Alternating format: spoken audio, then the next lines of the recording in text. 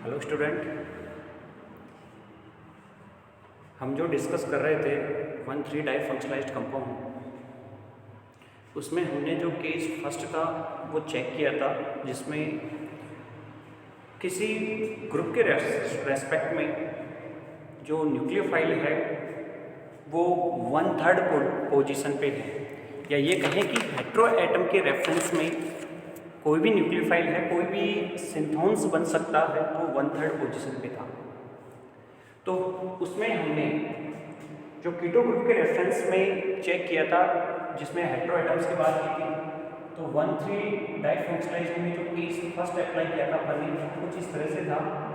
Nucleophile और यहाँ से अपन ने COR को मेंशन किया था, और इसमें अपन ने कहा था कि हेटेरो एटम के रेफरेंस में ये 1, ये 2 और ये 3, यहाँ से डिस्कनेक्शन हम प्रोसीड कर सकते हैं। और इसमें हमने ये चेक किया था कि इस कंडीशन में जो सिंथेटिक इक्विवेलेंट बनेगा वो मोस्ट फेवरेबल होता है Michael Edison species condensed reactions की, और जो रिवर्ट रिएक्शन होती है उसमें हम उसको कह सकते हैं कि वो कन्वर्ट होता है Michael addition nucleophilic Michael addition species के तहत, क्योंकि उसमें जो फर्स्ट एडिशन होता है वो न्यूक्लियोफाइल का होता है। क्लियर? अब यहाँ से हम केस सेकंड को अप्लाई करते हैं।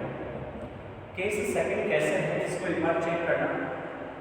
ये कीटो ग्रुप है, तो यहाँ पे OH ग्रुप मेंशन कर दिया जाता है। अगर यहाँ से आप चेक करो तो इसके रेफरेंस में 1, 2, 3, लेकिन हम डायरेक्टली इसका डिस्कनेक्शन अगर करना चाहें तो क्या हो सकता है?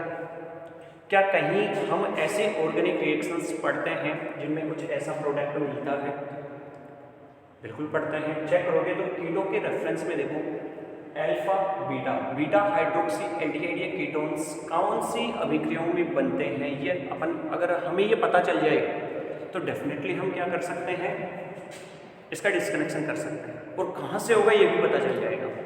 तो बीटा हाइड्रोक्सी एल्डिहाइड या कीटोन्स बनते हैं, कंडेंसेशन रिएक्शंस हैं, बहुत इंपॉर्टेंट रिएक्शंस हैं, हर बार हम पढ़ते हैं उस रिएक्शंस को। नाम है एल्डोल कंडेंसेशन रिएक्शन। एल्डोल का ही प्रोडक्ट बनता है ये, और इसमें बीटा हाइड्रोक्सी प्रोडक्ट। अब यहाँ पे अगर एल्डिहाइड स्पीसीज है तो एल्डोल कह देते हैं, कीटो है तो कीटोल के साथ चलते हैं। एल्डिहाइड कीटो प्लस ओल कीटोल, और एल्डिहाइड हो तो एल्डिहाइड का L प्लस ओल इक्वल्स टू एल्डोल। मतलब ये है कि यहाँ से हम डिस्कनेक्शन इसका कर सकते हैं, ये हमारे पास एक ऑप्शन मिल गया है। क्लियर? अब बात करते हैं कि इसको हम कौन कौन से ग्रुप में इंटरचेंज कर सकते हैं, या ये कहें कि कौन कौन से ग्रुप हैं जिनसे हम ये वापस ले सकते हैं बाय द FGI। तो सबसे पहले अगर हम बात करते हैं कि अगर इस ग्रुप का रिडक्शन कर दें, हम क्या कर दें, रिडक्शन कर दें, तो ये किसमें चेंज हो जाएगा, OH डाइनोल में कन्वर्ट हो जाएगा क्या। और मान लो कोई स्टार्टिंग मटेरियल है, या ये कहे टारगेट मॉलिक्यूल, उसमें डायोल बना हुआ है, हमको डिस्कनेक्शन करना है, हमको ये पता है कि हम इसका डायरेक्ट डिस्कनेक्शन नहीं कर सकते, तो क्या करें, इसकी FGI इसमें करवा दें, एल्डोल या कीटोल में कन्वर्ट करवा सकते हैं। ठीक है। दूसरी प्रोबेबिलिटी यह है कि रिडक्शन ना करवा के ऑक्सीडेशन करवाएंगे, तो इस ग्रुप को हम किस में चेंज करते हैं, कीटो में चेंज करते हैं, कीटो में चेंज कर सकते हैं। अगर ये प्रोबेबिलिटी है तो भी हम FGI से किस में कन्वर्ट कर सकते हैं, एल्डोल या कीटोल में। थर्ड प्रोबेबिलिटी यह है कि हम यहाँ से एलिमिनेशन करवा दें, जिसको हम कहते हैं बीटा एलिमिनेशन, और इसमें क्या होता है, removal of H2O। Beta elimination that means alkene का फॉर्मेशन, किसके अकॉर्डिंग, ZGF। ये भी beta hydrogen, less beta hydrogen remove first according to ZGF rule. तो यहाँ से अगर ये रिमूव हो तो ये स्पीसीज बन जाएगी, देखो माइकल एडिशन स्पीसीज है क्या। तो अगर इस तरह की अगर कहीं प्रोबेबिलिटी है टारगेट मॉलिक्यूल में और उसका डिस्कनेक्शन करवाना है, तो सबसे सिंपलेस्ट मेथडोलॉजी है कि इन तीनों कोई से भी ग्रुप की FGI इसमें करवा दो, और यहाँ से हम इसका डिस्कनेक्शन करवा सकते हैं। क्लियर है? चेक कर लेते हैं एक बार FGI के थ्रू कि कैसे हम इसका डिस्कनेक्शन करवाएं और क्या इसके स्टैटिक मटेरियल बन सकते हैं। तो तो बात समझ में आई केस सेकंड कि इस तरह से 1,3 डाइफंक्शनलाइज्ड कंपाउंड हो, अगर ये इस जोन में हो तो इसको पहले इसमें कन्वर्ट करना है, फिर इसका डिस्कनेक्शन करना है। अब डिस्कनेक्शन कहाँ से होगा वो चेक कर लेते हैं। तो यहाँ पे 1,3 डाइफंक्शनलाइज्ड कंपाउंड में दो केस अप्लाई कर रहे हैं अपन। पहला केस डायरेक्टली कोई न्यूक्लियोफाइल अटैच्ड हो या फिर कोई दो फंक्शनल ग्रुप हो, दोनों ही कंडीशन में हम इसका डिस्कनेक्शन करवा सकते हैं।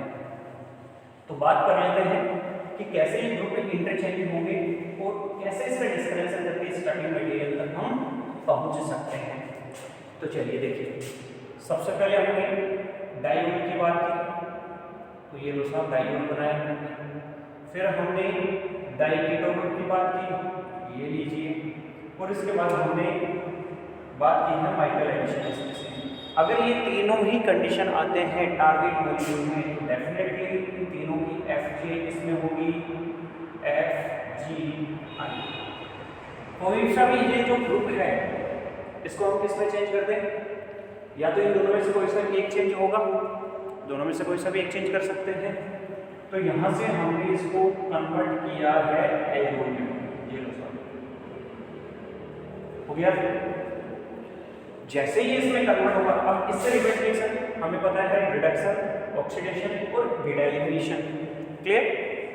अब यहाँ से हम इसका डिस्कनेक्शन करवा सकते हैं, कार्बन कार्बन डिस्कनेक्शन। कहाँ से होगा, हमने कहा यहाँ से होगा। अब यहाँ पे अगर आप सोचिए कि ये सिंथेटिक न्यूक्लियर के हिसाब से अगर चलोगे, लेटेंट ऑफ पोलैरिटी के हिसाब से चलेंगे अपन, तो हेटेरोएटम के रेफरेंस में पॉजिटिव, ये नेगेटिव और ये पॉजिटिव, तो इस पे आएगा पॉजिटिव। तो सिंथेटिक न्यूक्लियर क्या बन रहा है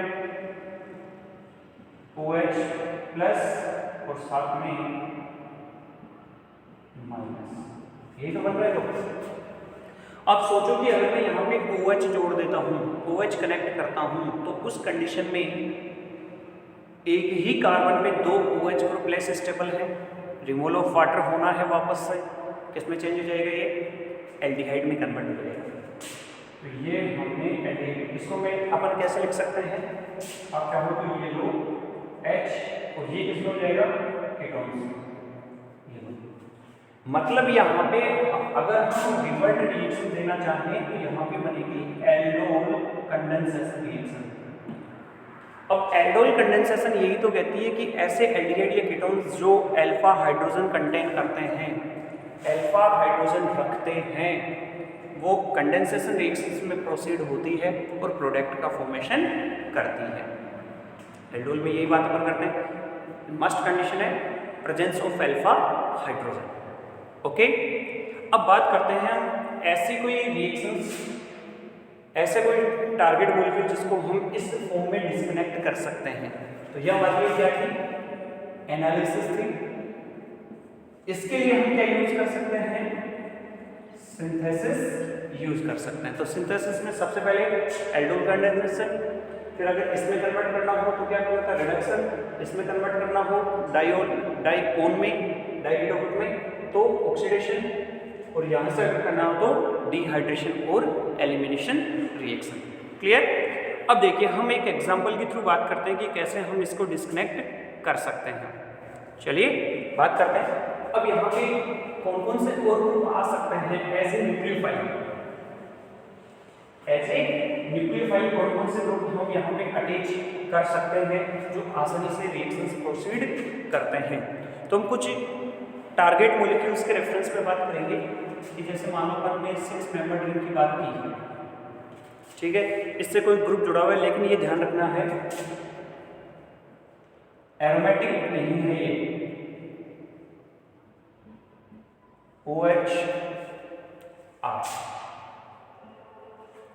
ऐसे ही अगर हम एक और स्पीशीज की बात करें, फिर से कीटो ग्रुप, और कीटो ग्रुप हो सकता है यहाँ से। एक और कंडीशंस फॉलो करते हैं, डबल बॉन्ड के साथ मेंशन कर सकते हैं या सिंपली OH के साथ मेंशन करें, ठीक है। तो यहाँ से हम double bond O, double bond O, OET के साथ चल सकते हैं। क्लियर। और एक और लास्ट कंडीशंस को फॉलो करेंगे। देखिए अगर हम इन सभी स्पीसीज की बात करते हैं तो क्या हमें रिएक्शंस प्रोसीड कर सकते हैं? तो डेफिनेटली कंफर्म हो गया कि अगर यहाँ से डिस्कनेक्शन करवाना है तो 1,3 डाइफंक्शनलाइज्ड कंपाउंड करवाना है। अब देखो हम क्या करवा रहे थे, कीटो के रेफरेंस में कौन सी पोजीशन है, थर्ड पोजीशन। देखो इसके रेफरेंस में 1 2 3, तो यहाँ से हम डिस्कनेक्शन करवा सकते हैं, तभी हमें एल्डोल रिएक्शंस के जो स्टार्टिंग मटेरियल है वो प्राप्त हो सकते हैं, यहाँ से हो नहीं सकता। तो यहाँ अगर तीनों ही कंडीशंस में को फॉलो करें चारों केसेस में तो डिस्कनेक्शन ये होना है। क्लियर है? अगर यहाँ से अगर डिस्कनेक्शन हो, अगर यहाँ से डिस्कनेक्शन हो तो एक चीज फिक्स है कि इनका जो स्टार्टिंग मटेरियल है कार्बन कार्बन डिस्कनेक्शन है, जो स्टार्टिंग मटेरियल है वो बनेगा दिस वन, साइक्लोहेक्सेनोन बन रहा है और एल्डिहाइड कीटोन की तो रिएक्शन होती है एल्डोल कंडेंसेशन। अब यहाँ पे RCH2CHO बन सकता है, RCH2CHO बन सकता है, CHO बन सकता है, यहाँ पे HCHO बन जाएगा केवल। मतलब ये है कि एक तो बनेगा साइक्लोहेक्सेनोन और एक बनेगा कोई एल्डिहाइड यहाँ से, और एल्डिहाइड और कीटोन्स मिलकर क्या रिएक्शन प्रोसीड करेंगे, एल्डोल कंडेंसेशन रिएक्शंस प्रोसीड करेंगे। क्लियर? ये जो हमने पॉइंट मेंशन किया है ये मान सकते हैं केस थर्ड कि अगर कोई रिंग के रेफरेंस में हो, इस तरह की अगर कोई स्पीसीज हो तो हम कैसे उसको प्रोसीड करते हैं। लेकिन ध्यान रखना, अब ऐसी कंडीशंस को अगर हम फॉलोअप करें, ऐसी कंडीशंस को अगर हम चेकआउट करते हैं कि किस तरह से वापस इसको प्राप्त करें, कैसे हम टारगेट मॉलिक्यूल तक पहुँचें, तो इसके लिए हमारे पास कुछ स्पीसीज होती हैं जिसमें अपन कह सकते हैं कि जो इनामीन्स बनती है, क्या बोल सकते हैं, इनामीन्स बनती हैं, उन इनामीन्स के थ्रू हम टारगेट मॉलिक्यूल तक पहुंच सकते हैं। अब इनामीन कैसे कन्वर्ट होती है वो चेक कर लेते हैं एक बार, और कैसे स्टार्टिंग मटेरियल तक पहुंच सकती है वो बात कर लेते हैं। फिर उसके बाद हम चेक करेंगे कि किस तरह से मॉलिक्यूल को वापस हम डिस्कनेक्ट कर सकते हैं। ठीक है, तो यहाँ तक हमने इसको डिस्कनेक्ट किया। अब यहाँ से अगर सपोज करो हमको इसकी सिंथेसिस लिखनी है, सिंथेसिस लिखनी है, ये एनालिसिस स्टेप अपन कह सकते हैं। अब इसके सिंथेसिस थोड़ी सी इंपॉर्टेंट इसलिए है क्योंकि यहाँ पे इनामीन बन रहे हैं। इनामीन का मतलब ये होता है कि अपन एक जो साइक्लोहेक्सेनोन है उसकी रिएक्शन हम किसी हेट्रोसाइक्लिक कंपोनेंट्स के साथ करवाते हैं, और हेट्रोसाइक्लिक कंपोनेंट्स में जिसमें अपन कहते हैं THF कह सकते हैं या THP कह सकते हैं। THP का मतलब क्या होता है, टेट्राहाइड्रोपाइरोल कह सकते हैं। अब पाइरोल क्या होता है, 5 मेंबर रिंग और nitrogen containing species double bonded होते हैं, तो यहाँ पे सैचुरेटेड होती है। तो देखो सिंथेसिस में अगर अपन बात करें इसकी, यह हमने मेंशन किया है साइक्लोहेक्सेनोन, इसकी रिएक्शन हम प्रोसीड करवाते हैं NH THP कह सकते हैं इसको, THP टेट्राहाइड्रोपाइरोल बन गया। अगर हम इसके रिएक्शंस प्रोसेस, अब देखो इसके पास एक्टिव हाइड्रोजन है नाइट्रोजन के पास, तो वो क्या करेंगे, ऑक्सीजन की तरफ शिफ्टिंग करते हैं। अब देखो ये वो इधर शिफ्ट होना है, H+ जाएगा, ये इलेक्ट्रॉन इधर शिफ्ट होंगे, H+ ऑक्सीजन पर अटैच हो रहा है, ये जो नाइट्रोजन है वो कार्बन पे बॉन्ड फॉर्मेशन करता है। तो यहाँ से जो बॉन्ड फॉर्मेशन होगा, एक बार इसको चेक करना आराम से। ये हमने 5 मेंबर रिंग मेंशन की है नाइट्रोजन कंटेनिंग, और ये कनेक्ट हो रही है 6 मेंबर रिंग पर। और साथ में ध्यान रखना कि यहाँ ये OH ग्रुप में चेंज कन्वर्ट हो गई, किसमें चेंज हो गई, OH ग्रुप में कन्वर्ट हो गई। अब यहाँ से इस कंडीशन पे हाइड्रोजन है, यहाँ पे हो सकता है, यहाँ पे हो सकता है, दोनों तरफ सेम पोजीशन है, कोई फर्क नहीं पड़ना। अब यहाँ से एलिमिनेट करते हैं वाटर, तो -H2O 5 मेंबर रिंग और ये 6 मेंबर, ओके, ये डबल बॉन्ड का फॉर्मेशन है। ये जो स्पीसीज है अभी तक इनामीन नहीं बनी है, हम इसमें क्या करवा सकते हैं कि ये दोनों पे डोनेट करें और ये यहाँ जाएगी, यहाँ से जो स्पीसीज बनेगी ये कहलाती है इनामीन, डबल बॉन्ड और यहाँ आ गया नेगेटिव चार्ज, नाइट्रोजन पे कौन सा charge, positive charge. Clear.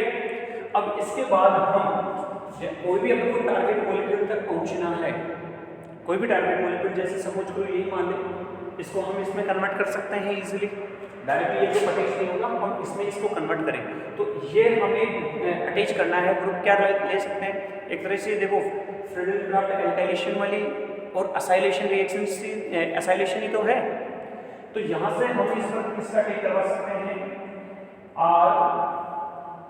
CH2 C double bond O Cl क्या अटैक करवाएं, जैसे इस पे अटैक करवाएंगे Cl बाहर जाएगा, ये ग्रुप यहाँ अटैक करेगा, तो जैसे यहाँ से अटैक करेगा ये 5 member double bond containing species, ये हमने O और ये R मेंशन कर दिया अपन ने। अब यहाँ से इस ग्रुप को डिस्कनेक्ट करवाना है, तो इसको डिस्कनेक्ट करवाने के लिए हम इसकी रिएक्शन करवाते हैं वाटर के साथ, ये ग्रुप डिसोसिएट होगा और यहाँ से मिलता है वो टारगेट मॉलिक्यूल, ये मिल जाएगा हमारे पास। तो जब इस तरह की कोई स्पीसीज आती है हमारे पास, तो हम एक इनामीन स्पीसीज, इसको हम कहेंगे इनामीन, यहाँ से E प्लस अमीन की जो कंडीशन है वो फॉलो होती है, तो ENA double bond plus amine group, इसलिए इसको क्या कहा है, इनामीन स्पीसीज का फॉर्मेशन ये कर देती है। तो बात समझ में है कि किस तरह से हम 1,3 डाइफॉस्फेट कंपाउंड को डिस्कनेक्ट कर सकते हैं और कैसे हम इसको प्रोसीड करते हैं। क्लियर, समझ में आया होगा। तो देखिए यहाँ से जो यूनिट नंबर फर्स्ट है उसमें हमने 1,2 डाइफॉस्फेट कंपाउंड में 1 डाइफॉस्फेट की बात की, 2 ग्रुप डिस्कनेक्शन में 1,1, 1,2 एंड 1,3। जो रिमेनिंग जो हम 3 स्पीसीज की बात करते हैं 1,4, 1,5 और 1,6, वो नए सिलेबस के अकॉर्डिंग पिछले सेशन से नए सिलेबस जो अब यूनिवर्सिटी ने अपडेट किया था उसके अकॉर्डिंग यहाँ पे यूनिट नंबर 4 हमारे लिए 1,4, 1,5 और 1,6 डाइफॉस्फेट कंपाउंड डिस्कनेक्शन वहाँ पे उसको प्रोसीड किया जाता है। तो रिमेनिंग जो 2 ग्रुप डिस्कनेक्शन है वो अपन नेक्स्ट यूनिट्स में पढ़ेंगे, लेकिन जो यूनिट फर्स्ट का पार्ट है वो हम कंप्लीट करते हुए चलेंगे। यहाँ तक केवल हमने डिस्कनेक्शन की बात की कि किस तरह से डिस्कनेक्शन होगा, लेकिन जो पॉजिटिव और नेगेटिव चार्ज को हम कैरी आउट करते हैं किसी डिस्कनेक्शन में, वो किस रूल्स के अकॉर्डिंग फॉलो अप होता है, या हम 3 चीज़ों की बात करते हैं कि जब अपन डिस्कनेक्शन करेंगे तो पहली चीज़ आता है कि डिस्कनेक्शन क्यों करते हैं, कहाँ से करें और कैसे करें। इन सभी चीज़ों के जो क्वेश्चंस हैं वो हमारे माइंड में होते हैं, उनके आंसर के बेसिस पे हम उस मॉलिक्यूल का डिस्कनेक्ट करते हैं। तो यहाँ से हमारा एक नया टॉपिक चलेगा सेलेक्टिविटी, यूनिट फर्स्ट का ही पार्ट है, बहुत इंपॉर्टेंट पार्ट है, पॉइंट है सेलेक्टिविटी।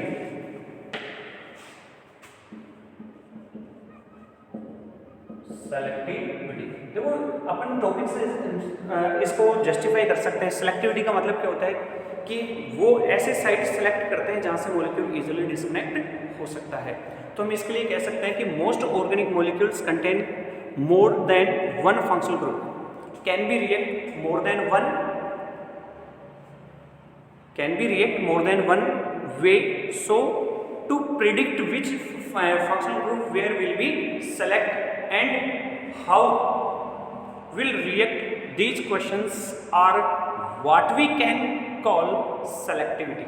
मतलब सिंपल सी बात है कि अभी तक अपन ने 1,1 है, 1,2 है, 1,3 है, इस तरह के जो डिस्कनेक्शन हमने चेक किए हैं, इससे पहले जो डिस्कनेक्शन किए थे उसमें भी हमने कई बार ऐसी चीज़ें अपने चेकआउट की होगी जिसमें एक से ज़्यादा फंक्शनल ग्रुप हो सकते हैं। अब एक से ज़्यादा फंक्शनल ग्रुप हैं तो हमें ये चेक करना पड़ेगा कि भैया कौन सा फंक्शनल ग्रुप डिस्कनेक्ट हो सकता है। डिस्कनेक्ट वही होगा जो रिएक्टिव ज़्यादा हो, जो स्टेबलाइज्ड है वो तो क्यों डिस्कनेक्ट होगा। तो यही चीज़ सिलेक्टिविटी एक्सप्लेन करती है कि अगर 2 और मोर देन फंक्शनल ग्रुप है तो हम ऐसा कौन सा वे अप्लाई करें जिससे फंक्शनल ग्रुप को हम डिस्कनेक्ट कर सकते हैं। तो इसके लिए हमारे पास 3 क्वेश्चंस बनते हैं सीधे सीधे। एक बार मैं वापस रिपीट कर रहा हूँ कि सिलेक्टिविटी क्या है, कि most organic molecules contain more than 1 functional group can react more than one way. So to predict which functional group where will be react and how will react, these questions are what we can call selectivity। 3 चीजें यहाँ पे represent हो रही है कि कौन सा group react करेगा, दूसरा वेयर मतलब कैसे रिएक्ट करेगा, और तीसरा क्वेश्चन बनता है कि how will react, which functional group react, पहला क्वेश्चन कौन सा करेगा, दूसरा वेयर इट रिएक्ट कहाँ करेगा, और how to react third question कैसे करेगा। तो कौन सा, कहाँ और कैसे, इन तीनों क्वेश्चंस के अगर हमको आंसर मिल गए, ऐसी प्रोसेस क्या कहलाएगी, सेलेक्टिविटी कहलाती है। क्लियर। अब यहाँ से सेलेक्टिविटी को समझने के लिए 3 टाइप्स के जो टॉपिक्स हैं, 3 टाइप की जो बात अपन करते हैं, 3 टाइप के जो पॉइंट्स हैं उनको हम मेंशन करेंगे। सबसे पहले अगर हम बात करें तो कीमियो सेलेक्टिविटी, कीमियो या कीमो सेलेक्टिविटी कह सकते हैं। पहला टॉपिक क्या चलेगा, कीमो सेलेक्टिविटी। दूसरा क्वेश्चन चलेगा रीजियो सेलेक्टिविटी, रीजियो सेलेक्टिविटी। तीसरा चलेगा कीमो सेलेक्टिविटी, रीजियो सेलेक्टिविटी और स्टीरियो सेलेक्टिविटी। तीसरा कौन सा चलेगा, स्टीरियो सेलेक्टिविटी। अब यहाँ पे देखो कीमो का मतलब, यहाँ पे हम इसको अगर मेंशन करें तो मतलब उसकी एक तरह से केमिकल जो रिएक्टिविटी है उससे हम इसको कोरिलेट कर सकते हैं। ठीक है, तो मतलब उसकी जो केमिकल रिएक्टिविटी की बात करते हैं कि कौन सा ग्रुप रिएक्ट करेगा। तो पहला क्वेश्चन क्या बोला था अपन ने, विच ग्रुप इज रिएक्ट। तो पहले क्वेश्चन का जवाब हमें कौन देगा, कीमो सेलेक्टिविटी देगी, और ये कहेगी कि भैया विच ग्रुप रिएक्ट, कौन सा ग्रुप रिएक्ट करेगा। 2 फंक्शनल ग्रुप है, दोनों में से कौन सा करेगा, इस चीज का क्वेश्चन कौन देती है, कीमो सेलेक्टिविटी। रीजियो का मतलब क्या होता है, रीजन, रीजन का मतलब पर्टिकुलर प्लेस की बात करते हैं कि कहाँ और कैसे की बात, कहाँ की बात अपन करते हैं कि कहाँ लगा हुआ है, कैसे रिएक्ट करेगा वो बात की बात है, कहाँ लगा हुआ है, उसके आसपास का जो एनवायरमेंट है वो कैसा है। तो जो रीजियो सेलेक्टिविटी है वो ये डिसाइड करती है कि where it react, where it react, कहाँ ये रिएक्ट करेगा, कहाँ ये अपनी रिएक्शंस प्रोसीड करेगा। अगर इस क्वेश्चन का जवाब लेना है तो हमें क्या पढ़ना पड़ेगा, रीजियो सेलेक्टिविटी। ठीक है, इसको जी अपन मेंशन कर सकते हैं, रीजियो सेलेक्टिविटी। अब स्टीरियो का मतलब क्या होता है, स्टीरियो का मतलब होता है कि उसकी जो 3 डायमेंशनल में जो स्ट्रक्चर होती है, स्ट्रक्चर ये रिप्रेजेंट करती है कि कहीं हिंड्रेंस नहीं है। तो ये तीसरे क्वेश्चन का जवाब देती है कि हाउ इट रिएक्ट, कैसे ये रिएक्ट करेगा।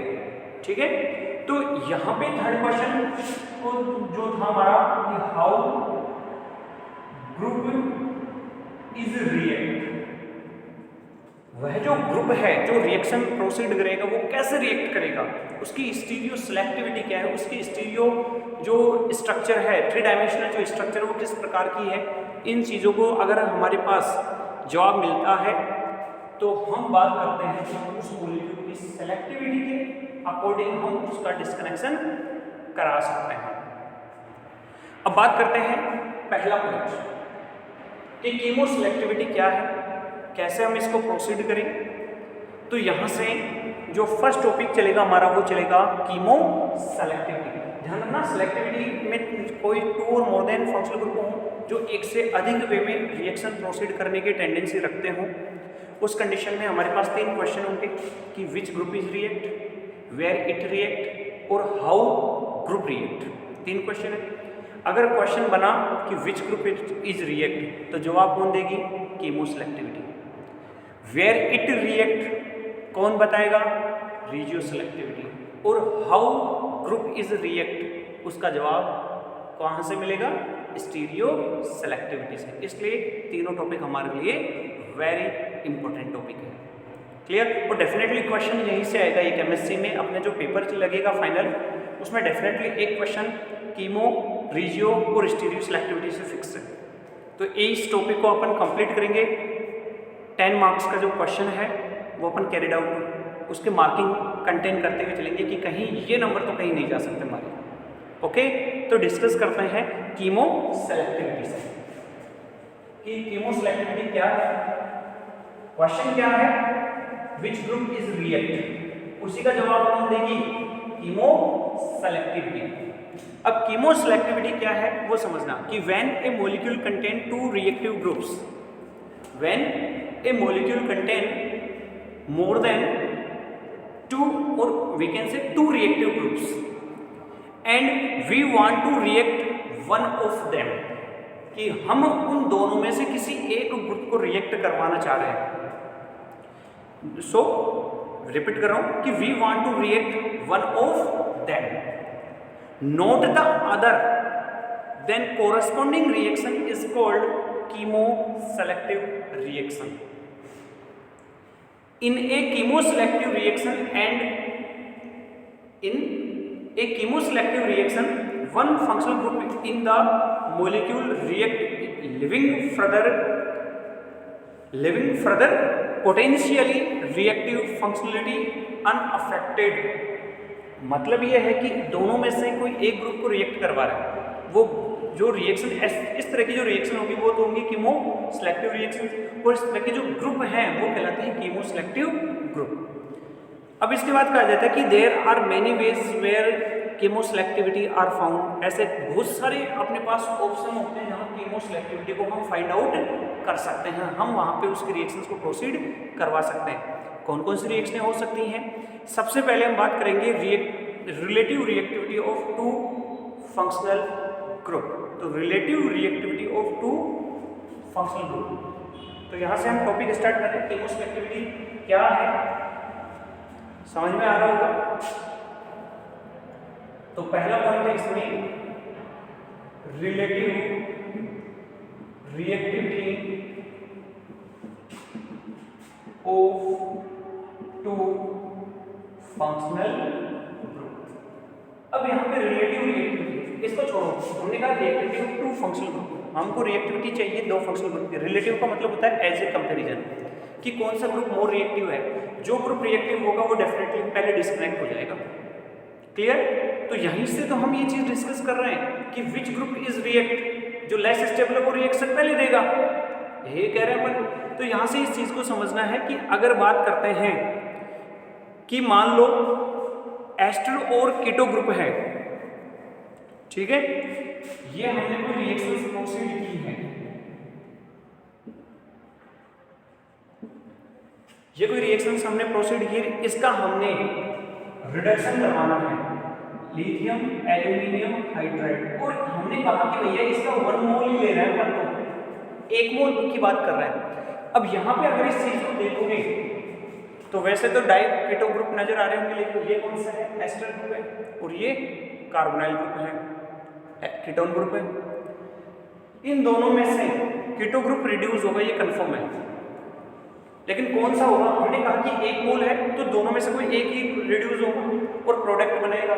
तो यहाँ से अगर हम प्रोडक्ट की बात करते हैं तो हमारे पास प्रोडक्ट मिलता है OH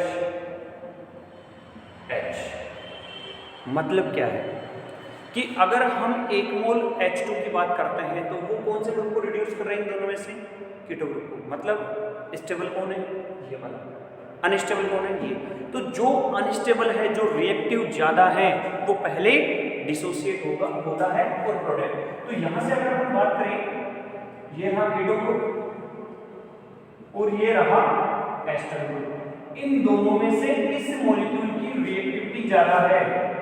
तो यहाँ से हम ऑर्डर डिसाइड करेंगे, रिएक्टिविटी ऑर्डर। कौन सा ज़्यादा रिएक्टिव है, ये रिएक्शंस को हम देख के बता सकते हैं। तो हमारे पास अगर मान लो किसी स्पीसीज में, तो कौन सा ग्रुप होगा? Keto group is more reactive than ester group. अब एस्टर क्यों हो जाता है? ड्यू टू रेजोनेंस, क्योंकि ऑक्सीजन के पास लोन पेयर है, बॉन्ड के इलेक्ट्रॉन जैसे ही तरफ होंगे अपने लोन पेयर डोनेट कर देता है और स्टेबलाइज कर देता है मॉलिक्यूल को। इसलिए keto group more stabilized reactive होगा और वो पहले डिसोसिएट हो जाता है। क्लियर? अब आगे के जो मॉलिक्यूल्स हैं वो कैसे रिएक्ट करते हैं, ये नेक्स्ट क्लास में डिस्कस करने वाले हैं हम।